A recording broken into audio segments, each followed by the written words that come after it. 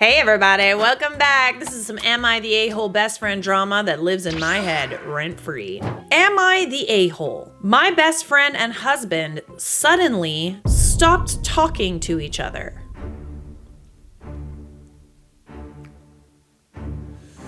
Are you thinking what I'm thinking? All rise for the Honorable Judge Charlotte.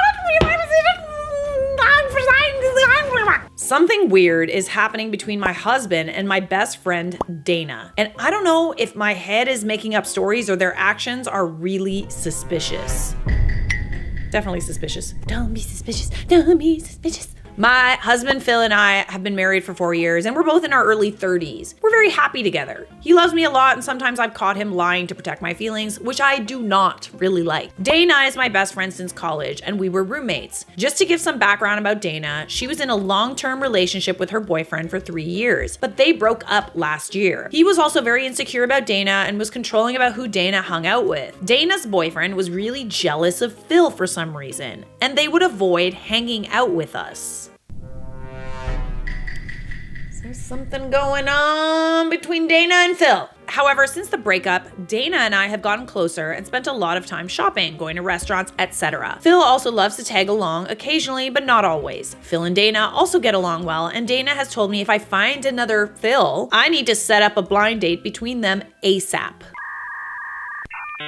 Suspicious. All right, I will reserve judgment until the end. 1 month ago, Phil and Dana and I had planned to go to a concert in our town. Phil was excited as it was one of his favorite bands. I started feeling unwell the morning of the concert and just wanted to rest. Phil was disappointed but told me we can offer our tickets to our friends and we could see the band some other time. I didn't want to spoil it for him, so I called a few of my friends, and my friend Jess, mutual friend with Dana, was happy to go to the concert in my place. Phil still wanted to cancel, but I insisted he went as I would have felt bad if he missed the concert. They all went together and enjoyed the concert. Phil kept sending me photos throughout the night. Green flag. The concert ended at 11 p.m., but I slept before that due to my medication. When I woke up in the morning, I was alone in the bed. Come again? I quickly checked my messages, and Phil's last message was at 11 p.m. saying they're leaving the concert and he should be home soon after dropping off Dana. Something happened in the car. I went to the living room and Phil was sleeping on the sofa in the same clothes he wore to the concert. I waited for him to get up. I asked him about the night and when he returned home. He said that he came back home between 2 and 3 a.m. He said that there were multiple accidents outside the concert venue and the traffic was horrible. He said he dropped Dana at her place and came home directly. I asked him why he was sleeping on the sofa and he told me he did not want to disturb me and was also too tired to change out of his clothes. Those two are acting very suspicious. Yeah, I could see that, but also, do you smell like somebody else by any chance, and that's why you didn't want to change? I feel like two things happen here, or three. There's three potential things. When Phil dropped off Dana, Dana had a moment where she professed her love or said something inappropriate to him. Number two, Phil and Dana hooked up. And number three, nothing happened. Oh, I hope nothing has happened. Phil had some glitter on his clothes, but that was from dancing in the crowd at the concert. So he just crashed on the sofa and slept immediately. It seemed plausible, and Dana also confirmed the story. However, the weird behavior started after this night. Firstly, Phil stopped tagging along with me when I was hanging out with Dana. He would come up with the most unbelievable reasons to avoid going out with me when Dana was there. Phil had also been a bit aloof with me since that night, and I've noticed him spending a lot more time in his home office playing video games at night instead of coming to bed. 2 weeks ago, I invited Dana to our house for drinks after we went out for shopping, and she also started giving reasons to avoid coming to our place. Dana has not visited our place since that day. Oh, something happened. Something happened for show! The only time Phil and Dana saw each other was during a house party at my friend's place last weekend. I was observing their behavior and they were both avoiding each other. I'm feeling like it was maybe Phil rejected Dana, or Phil and Dana had a moment of weakness and kissed or something. I hooked up, I don't know, something, but they both regret it. At least they regret it. Are we sure? I asked Phil why he's avoiding Dana and he says it's just in my imagination. Dana also said the same, but then starts giving me reasons for not coming over to our apartment. I feel it in my gut that their behavior is suspicious, but I'm not sure if it's just my insecurity. Maybe they had a fight? No, but that doesn't explain the like weird sleeping on the couch. How do I know what is going on? I've gone through Phil's phone multiple times, but the only messages between him and Dana are very sparse, and there are no messages since that night. I feel something happened between them that night, and both are avoiding answering even the basic questions about why they are avoiding each other. Am I the a-hole for assuming the worst? I really don't want to come off as insecure, but it's killing me from the inside. I feel like something happened. My spidey senses are going off. The tingles are happening. If there's one thing I've learned, it's that like if your intuition is telling you something, you should probably listen. Not the a-hole. Something for sure happened. Only question is exactly what. From what you said about her ex never liking him and her asking you to set up on a date with another version of him, she may have always had a thing for him. Maybe she was drunk and she went for it. If you can't find out on your own due to lack of evidence, you need to sit them both down together and confront them both and demand the truth. Yeah, I'm kind of leaning toward Phil rejected it and maybe he felt kind of guilty and that's why he didn't come to bed. I don't know. Because if they were having an affair, I feel like maybe they would be a little more willing to be around each other, right? I don't know. I've never had an affair. I don't know. OP responds, I also want to do that, but I feel that if I'm wrong, not only would I lose a friend, but Phil is also going to be upset that I'm accusing him of something horrible. I feel it in my gut that things smell funky, but I'm too scared to open the Pandora's box. Why don't you like invite them both to like dinner and see how they react? You know, don't tell them about each other. Don't say, oh, Phil's also coming. Just show up. The general consensus is in the comments is that something happened. We don't know what happened exactly, but thankfully we have an update.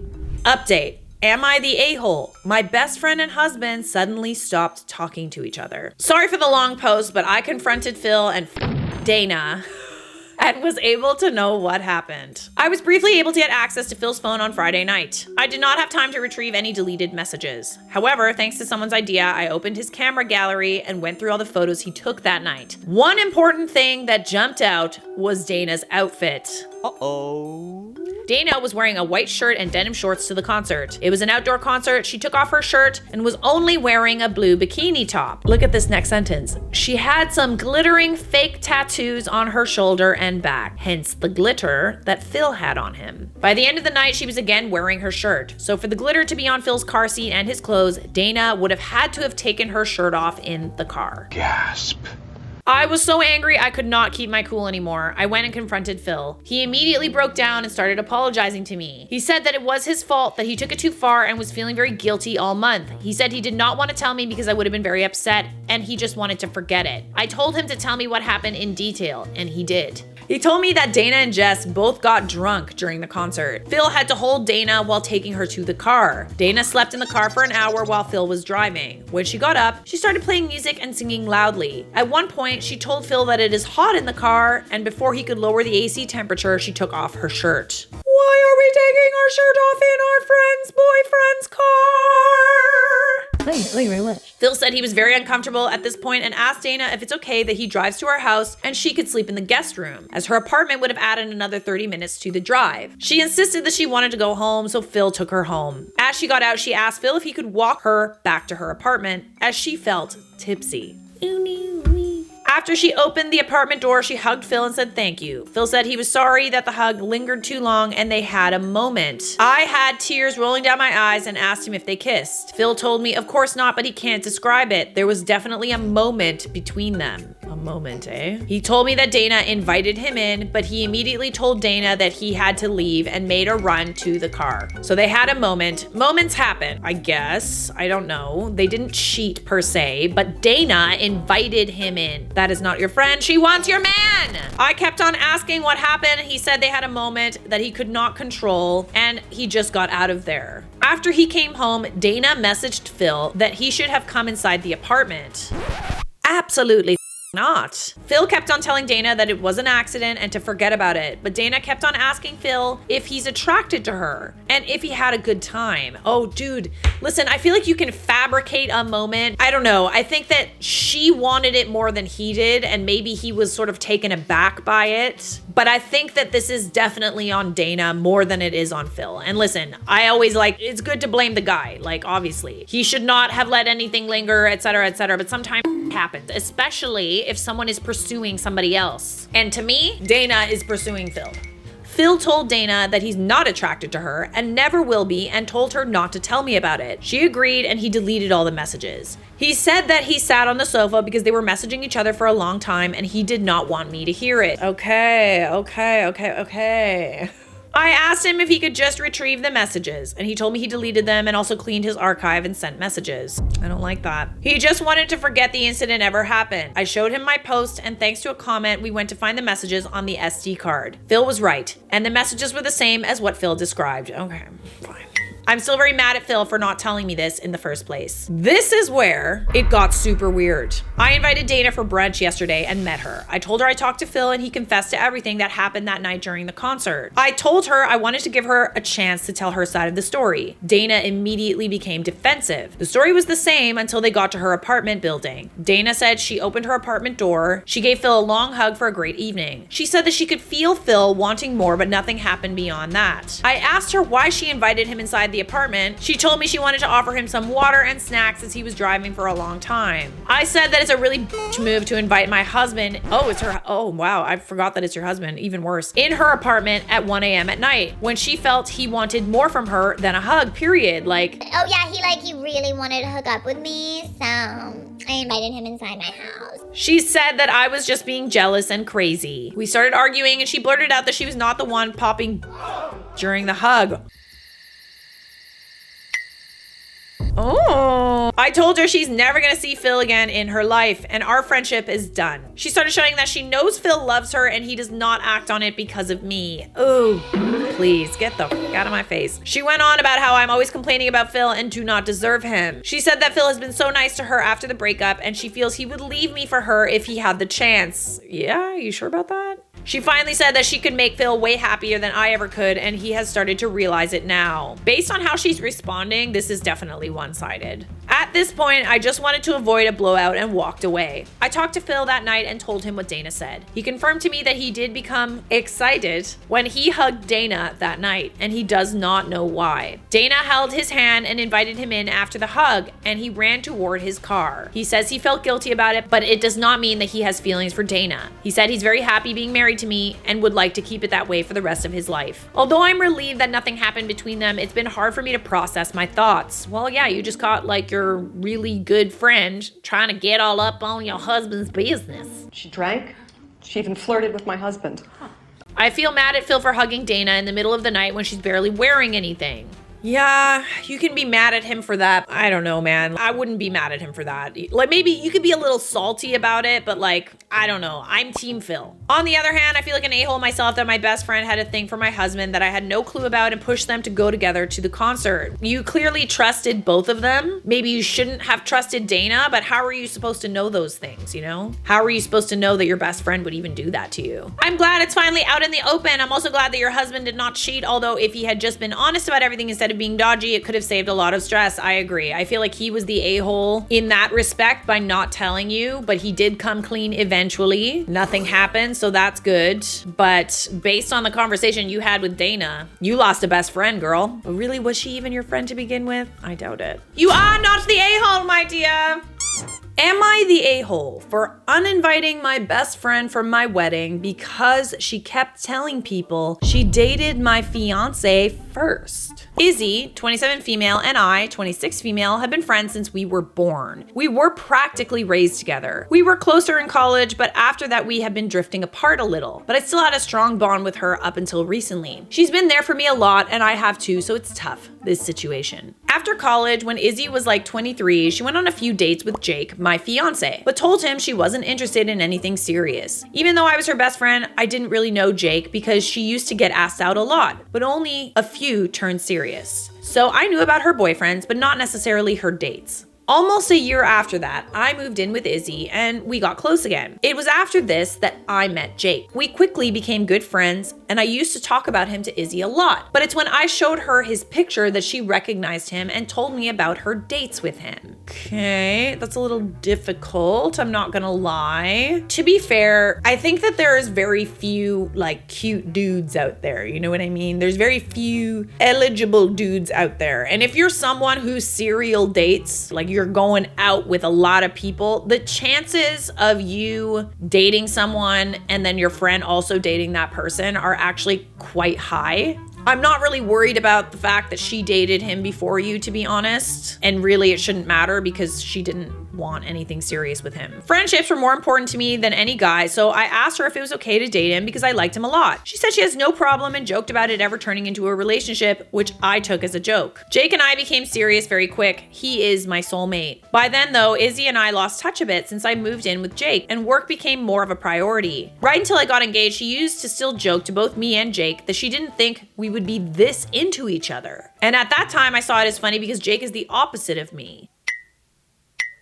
So she was joking about the fact that you probably won't be serious anyway. What do you mean by that exactly? After I got engaged, she became very weird. She was shocked and would not believe it. Wow, you're shocked that your friend would become engaged to someone? If your reaction is anything other than, oh my God, to your friend's engagement, you're not happy for them. Then later she used to tell me I'm too young to be married and if I'm sure, but I just saw this as concern. Does she know something you don't? Was he weird or something? But even then, like, why didn't she tell you that in advance? Although she agreed to be my maid of honor along with my sister. Afterwards, I posted on my Instagram about our engagement and people were reposting it and congratulating us. But Izzy captioned it saying, "You better mention me in your vows because he was into me first, ha ha." Absolutely not. She's crazy.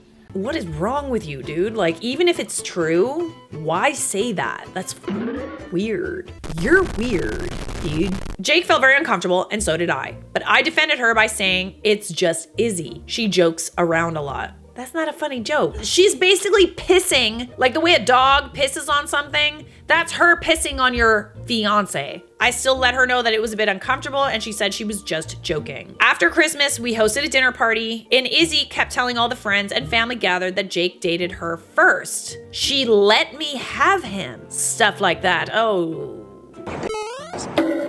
She really doesn't like the fact that you are with Jake. This is the thing with women that date like so many men. They date so much. It's kind of like they go into a club, they see all the cute guys, they say, You can't talk to him because that's mine. and they pick everybody. They literally think everyone is cute. Now every good looking guy is their property. So annoying. That import is mine. If she liked him, then she should have been in a serious relationship with him. Then maybe she had the right to be kind of pissed off, but she wasn't in a serious relationship with him. Even after telling her it was not okay, she joked around. Okay, so now she's kind of not listening to your boundaries, not respecting them. Later, I told her she was crossing my boundaries and it was not okay, to which she said I was overreacting. Everything considered, you expressing that that is not okay and her continuing to cross your boundaries, I would say that you're not overreacting at all. In the end, I told her not to attend my wedding at all. Brash, but I'm not surprised. I have been overthinking a lot after that. Right now, people who know about this are just choosing sides based on who they know more. I'm worried I'm ruining a lifelong friendship when I'm not even right. What if to her it really was just a joke and I'm not understanding? But she's not being supportive or positive, which I think is unfair. I'm confused. I mean, if it was just a joke, then why didn't she just let it go and stop making the joke? Like, why did she continue to press if it was just a joke to her? Because it's not. She needs to let everybody know that the only reason you're marrying him is because she didn't want him. Honestly, you're not the a-hole to me. I don't know. There's a lot of passive aggressiveness in this whole thing. Like, even just the fact That, oh yeah, like you probably won't end up dating. she kind of thought that nothing would ever come of you dating this dude, her not being happy for your engagement, her telling everybody that, you know, she saw him first, etc., etc. It's giving jealous. It's giving she wishes she had him. That's not your friend, baby girl. Not the a-hole. I think she loses any right to claim it was just a joke when you've expressed that it makes you uncomfortable and you've asked her to stop. You have every right to enforce your boundaries, even if that means ending a long friendship. If she was a good friend, she would value your feelings over her need for attention, which is clearly what this is about, in my opinion. Also, it's weird that people are choosing sides. There's no reason for it, and they should start behaving like adults. Listen, we live in a society nowadays where if you make a joke that makes people upset, if it's a really bad joke that's like really not in poor taste, you should probably own up to that. Or at least stop making jokes like that when people get upset. Because to them, it's not a joke. You hurt their feelings. And there are certain situations where it's like, yeah, okay, that joke was like, oh, whatever. People get offended about anything. But this is genuinely a very, very inappropriate joke that should not be made. That's very personal. You're going around telling people, oh, I saw him first. You're so delulu. God, Izzy. Ding, this has I'm jealous you're getting married before me written all over it. Absolutely. There's lots of resentment and jealousy in lots of different ways. It's a 100% no from me. And yes, maybe you lost a friend. And yes, you lost a maid of honor. But realistically, with friends like these, who needs anemones? You are not the a-hole, my dear. Subscribe